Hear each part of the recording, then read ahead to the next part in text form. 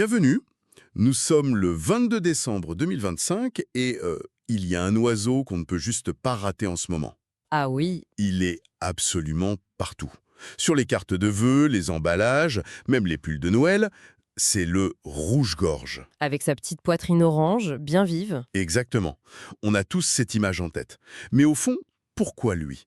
Comment est-ce que ce petit oiseau est devenu un symbole aussi puissant de Noël? C'est une question formidable, vraiment. Parce que la réponse, en fait, elle est multiple. C'est un tissage incroyable d'histoire, de folklore et même de biologie. Ah oui, quand même. Oui.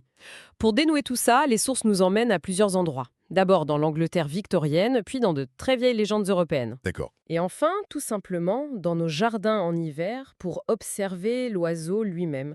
C'est une exploration qui va bien au-delà de la simple image festive.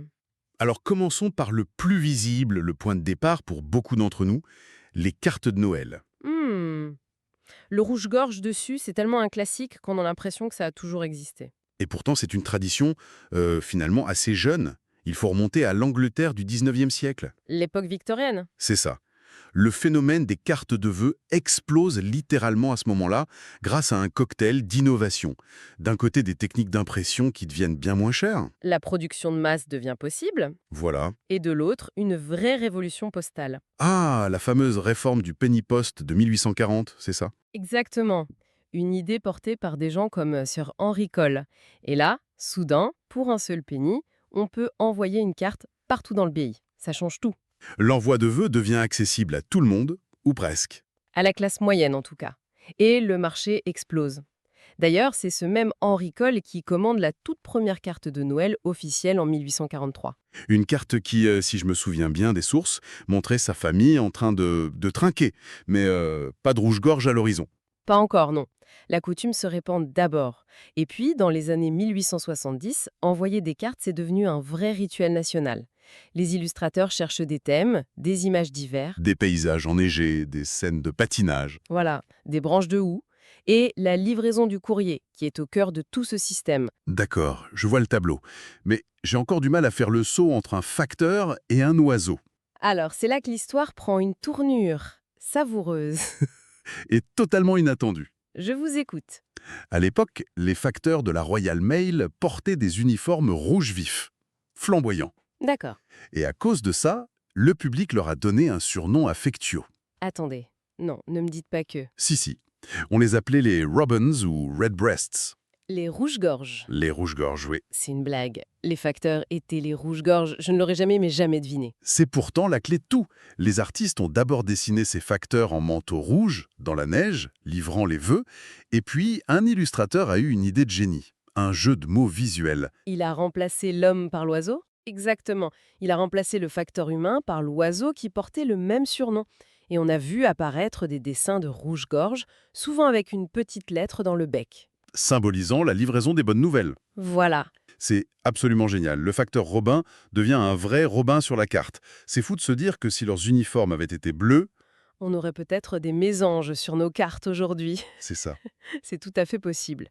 Mais cette association-là, elle a fonctionné à la perfection. L'image était charmante, poétique, et elle a scellé ce lien entre le rouge-gorge et Noël. Un lien si fort qu'il a survécu alors que tout le monde a oublié l'origine du surnom des facteurs. Cette anecdote est incroyable. Elle ancre vraiment le rouge-gorge dans le Noël moderne. Mais les sources, elles suggèrent que cette histoire victorienne, elle n'a fait que raviver un lien bien plus ancien. Tout à fait. L'oiseau était déjà une figure importante dans le folklore chrétien bien avant l'invention des cartes postales. Ah oui, Il y a plusieurs légendes, transmises oralement, qui cherchent à expliquer l'origine de sa poitrine rouge. Et le fil conducteur, c'est presque toujours un acte de compassion. une des plus belles qu'on retrouve souvent, elle se déroule au moment de la Nativité. Oui, On raconte qu'un petit oiseau tout marron à l'époque était dans l'étable. Et il a vu que le feu qui réchauffait la Sainte Famille était en train de s'éteindre. alors pour protéger l'enfant Jésus du froid, il s'est approché des braises et il s'est mis à battre des ailes de toutes ses forces pour ranimer les flammes. Et dans son effort, une étincelle a jailli. Et lui a brûlé la poitrine, la marquant de cette couleur rouge orangé. C'est une image très douce. La couleur vient du feu qui donne la vie, la chaleur. Et Marie, pour le remercier, aurait décrété que cette marque serait le symbole éternel de son grand cœur. C'est ça. Mais ce qui est fascinant, c'est qu'il existe une autre grande légende, tout aussi populaire, qui explique la même couleur, mais dans un contexte radicalement différent. Beaucoup plus sombre, Oui, on passe de la naissance à la mort du Christ. à la crucifixion. Exactement. Dans cette version, le même petit oiseau marron voit Jésus sur la croix. Et pris d'une immense pitié, il vole jusqu'à lui. Mhm. Et avec son petit bec, il essaye d'arracher les épines de la couronne qui blessent son front, pour le soulager. Et en faisant ça, une goutte du sang du Christ tombe sur sa poitrine. Précisément. Et là, le rouge n'est plus la marque du feu, mais celle du sang du sacrifice, de la compassion ultime. C'est incroyable. Le fait que le même oiseau, le même symbole, puisse être associé avec une telle force à la naissance et à la mort du Christ, ça montre à quel point sa place dans l'imaginaire était déjà profonde. Il devient une figure de compassion universelle. Mais les sources mentionnent aussi des racines plus anciennes encore, avant le christianisme. On parle de mythes celtiques. Oui, on trouve des échos dans des croyances païennes liées au cycle de la nature. Une légende met en scène une bataille annuelle entre deux rois mythiques, le roi Oux, qui règne sur l'hiver, la moitié sombre de l'année, Et dont l'oiseau totem est le roitelet. c'est ça, et de l'autre côté, le roi chêne, qui règne sur l'été, la moitié lumineuse, et son oiseau, c'est le rouge-gorge. Et j'imagine que leur grande bataille a lieu au moment du solstice d'hiver. Tout à fait. Au point le plus sombre de l'année, le rouge-gorge, qui représente la lumière, triomphe symboliquement du roitelet. Sa victoire annonce le retour progressif du soleil. Les jours qui rallongent. Voilà, l'oiseau devient un symbole d'espoir, de renaissance, de la victoire de la lumière sur les ténèbres. Un thème qui est au cœur même de la fête de Noël. C'est fou de voir comment ces trois couches, victoriennes, chrétiennes et païennes, s'emboîtent si parfaitement. Mhm. Mais tout ça, ce sont des histoires, des projections humaines. On en oublie presque l'acteur principal, l'oiseau lui-même. Est-ce qu'il y a quelque chose dans sa biologie, dans son comportement, qui l'a prédisposé à ce rôle? Absolument. Et c'est peut-être la raison la plus simple et la plus puissante de toutes. Ah. L'impression qu'on a de voir plus de rouge-gorge en hiver, ce n'est pas qu'une impression. C'est une réalité ornithologique. Donc on ne les imagine pas, ils sont vraiment plus présents. Ils sont surtout plus visibles, pour plusieurs raisons. La première, c'est que le rouge-gorge familier européen est en grande partie sédentaire chez nous. Ils restent là. Il reste. Pendant que beaucoup d'autres petits oiseaux migrent vers le sud, lui, il reste.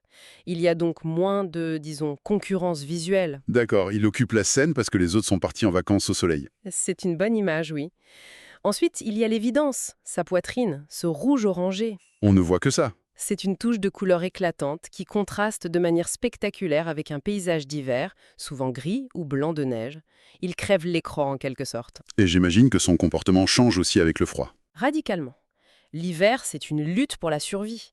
La nourriture se fait rare, surtout les insectes. Du coup, il devient beaucoup moins craintif. Il se rapproche de nous. Il se rapproche des maisons, des jardins, des mangeoires. Il vient chercher la moindre graine, la moindre baie. C'est aussi un oiseau des lisières qui voit bien dans la pénombre. Souvent, c'est le premier arrivé le matin et le dernier parti le soir. Dans les sources, il est aussi question de son apparence. On a l'impression qu'il est plus rond, plus dodu en hiver. C'est une autre stratégie de survie fascinante.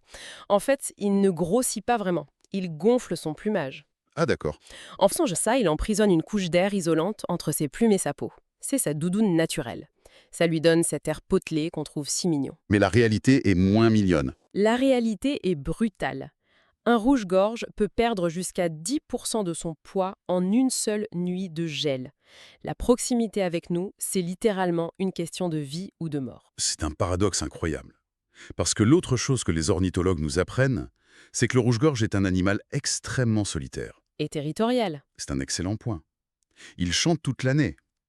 Mais pas par gaieté de cœur. C'est pour défendre bec et ongle son territoire contre ses congénères. Parfois jusqu'à la mort. Et on a pris cet oiseau farouchement indépendant pour en faire le symbole du rassemblement familial et de la paix de Noël. C'est ça. Sa simple présence, colorée et vivante, au cœur de l'hiver, quand tout semble endormi, a suffi pour qu'on projette sur lui tous nos espoirs de cette saison. Et il y a une précision importante à faire pour éviter une confusion très courante, notamment avec l'Amérique du Nord. Ah oui, c'est essentiel. L'oiseau de nos cartes de Noël, c'est bien le nôtre, le rouge-gorge européen. Il faut le souligner, oui.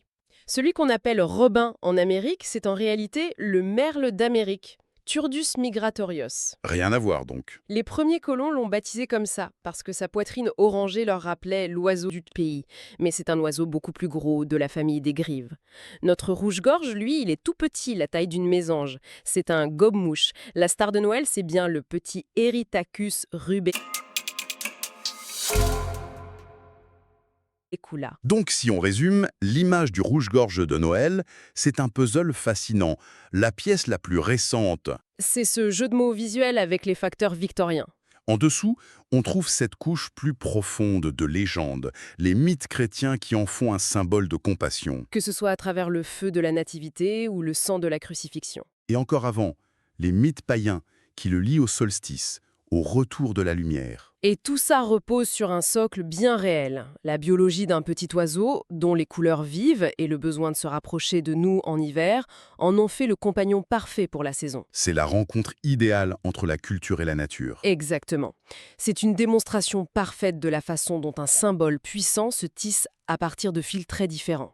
Et comment notre imaginaire peut complètement transformer la perception d'une créature. Ce petit oiseau, connu pour sa solitude et son agressivité, Hmm, est devenu pour nous une icône universelle de paix et de convivialité. voilà. Et ça nous laisse avec une dernière pensée, peut-être une question à méditer. Hmm.